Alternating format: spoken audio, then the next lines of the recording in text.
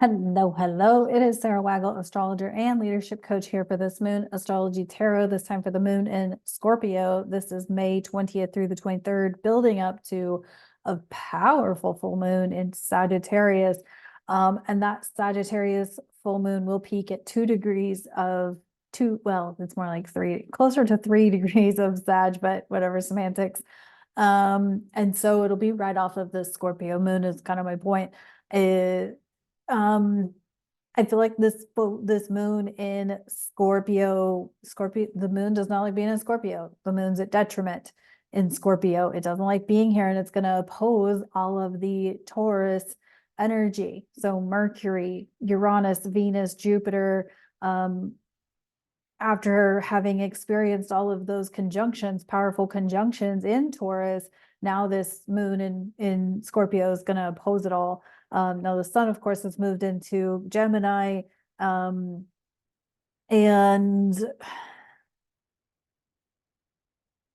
so it's changed the energy, right? It went from the slowness of Taurus, now it's in the, fast moving, fast thinking Gemini. I think this could be a really harsh moon in Scorpio. So this few days could be really harsh as it's building up to a full moon, because it's bringing up all of the things from the Mars conjunct North node opposed to South node, from the the conjunctions of Venus and Sun Jupiter, Venus Uranus. We have the Venus Jupiter conjunction just before the full moon, and so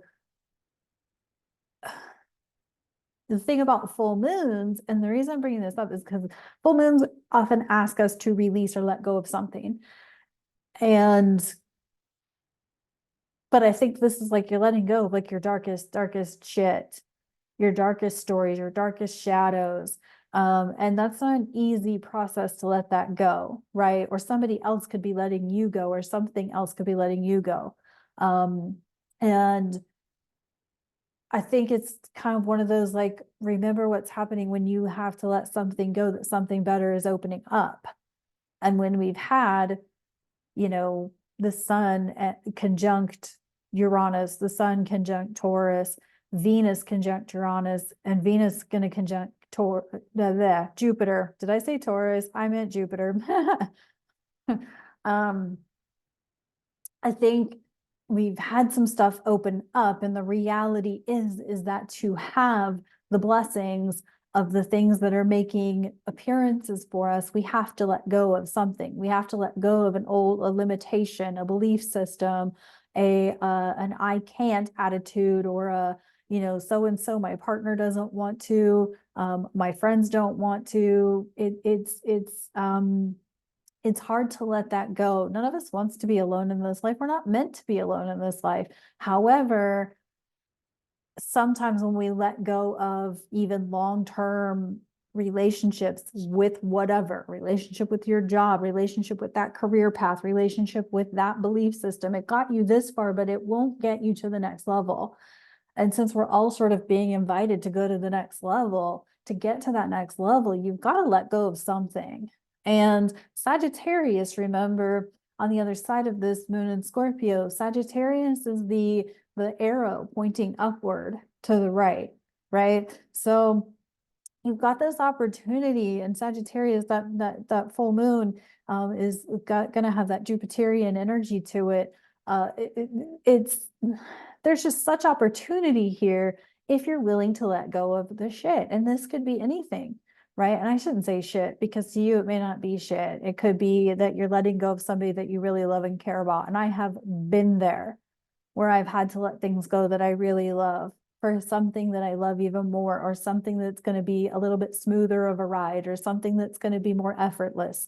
And something that's going to ease everything, smooth everything out, versus, that person or that belief system or that limit, that mindset had gotten me to that point, and I liked it.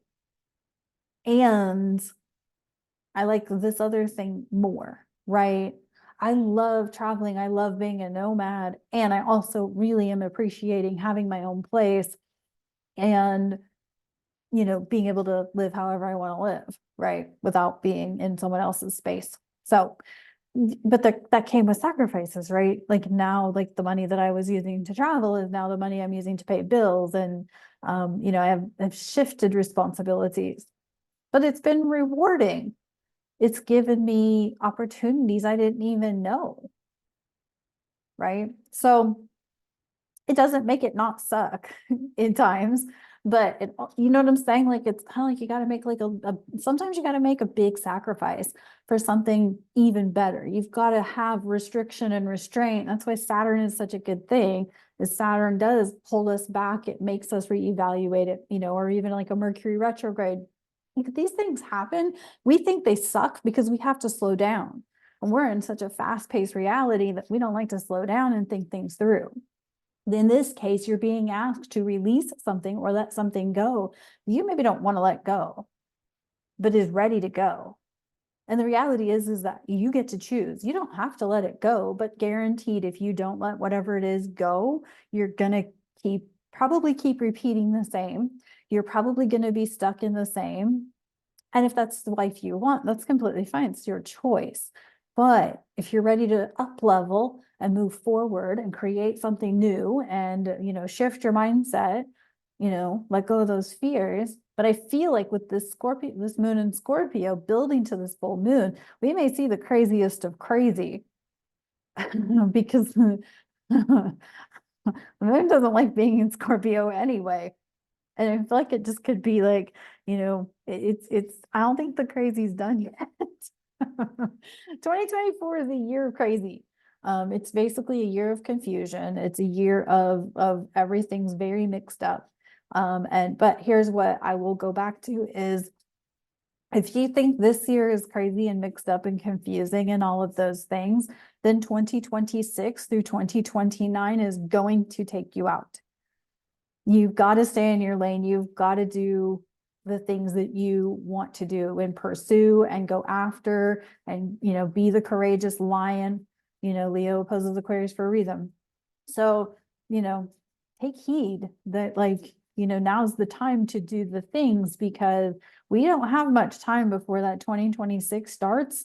And I know I'm talking like a year and a half in advance and you're like, Sam, Sarah, that's so far away, but it's not because the energy that starts in 2026 actually begins in 2025. So that's why I'm saying like, unfortunately, we have to sort of be proactive and have some foresight into what we can do now to lay planks and start foundations so that by 2026 we're not so rattled and sort of knocked off of our rattled or like knocked off your cherry wagon or whatever. Like I think you know what I mean, but we have to start thinking about it now. And the more I feel into the rest of this 2020s decade, the more I'm like this is the pivot year. This is the pivotal year. This could be the year that like that's the stage for the rest of the decade for most of us. So anyway, I just think this is going to be a really harsh Scorpio moon. If you're resistant to letting go. So let's see what the tarot has to say.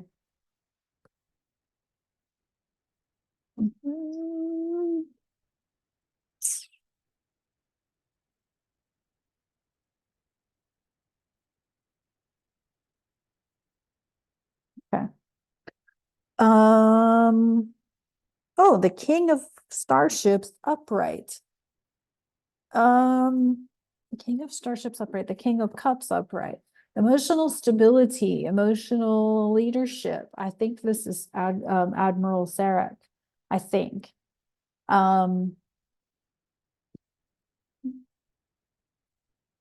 the episode was called Sarek. And he was kind of hiding his emotions, remember? And then everybody else got emotional on the ship.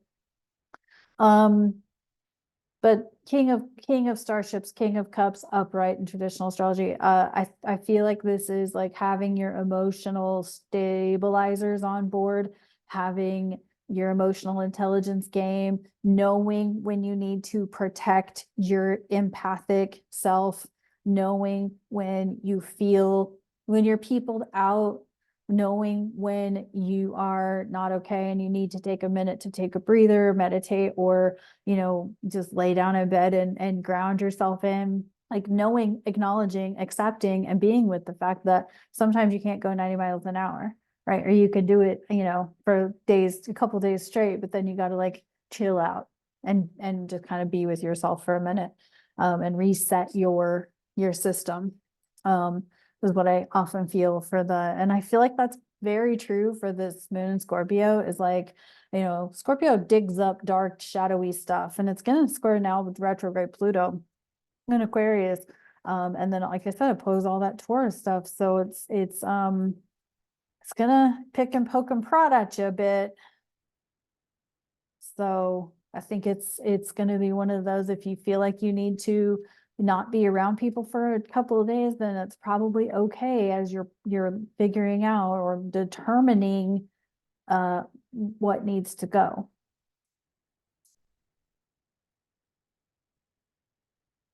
Let's see what's up with the ancient feminine wisdom.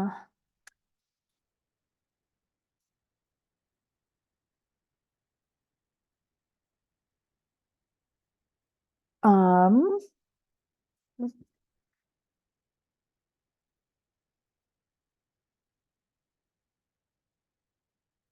Athena. Ooh. Strategy.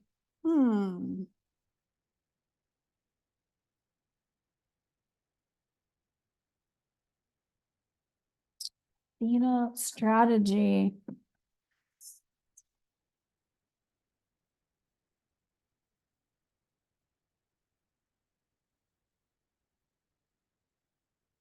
Well, I mean, as we are, pivoting and opening up to opportunities, it kind of goes back to that whole thing of, how does so and so have the time or the money to travel, or how does so and so have the time or money to to shop for this or shop for that, or how does so and so have the time or the money to do this or that. It's all about priorities, right? Meal prepping, it's all about priorities, right? If you really want your meals prepped, if you really want to travel, you're the one who has to plan the priorities. Like, I can't go out tonight because I need to be up and at it tomorrow morning to meal prep and have my kitchen cleaned before Sunday evening. I can't go out tonight, or I can't booze tonight because or I can't go, you can't go do the thing because you got to do this other thing tomorrow morning, right? Anybody ever see that movie called Brittany Runs a Marathon on Amazon? If you have never seen this movie, I highly recommend it. It's actually a really good movie. And I watched it, and I'd never seen it before. I watched it in 2019, right before I ran a 5K. I thought it was pretty good. It's a really good movie. It is audio described, but it's called Brittany Runs a Marathon. And yeah, I think that's a really good point to this movie, is like, yeah, that story. So if you get a chance, go watch Brittany Runs, if it's still even on Amazon. I don't even know if it's still there, to be honest. But I think it points to this, right? Like, she learns very quickly that if she wants to practice running, she can't go out to the bar, or down a bottle of wine the night before. She's gonna feel like shit the next morning. So anyway, all right, that's what I got for this moon Scorpio. Of course, the full moon, sun, and rising signs are available, and all of that. And I really wish you a really good week. I know there is lots and lots and lots going on. Please stay in your lane, please have your wits about you, be calculated, be intentional with how you proceed forward, fully using this energy that we have. So I appreciate y'all so much. I'll talk to you in the next video.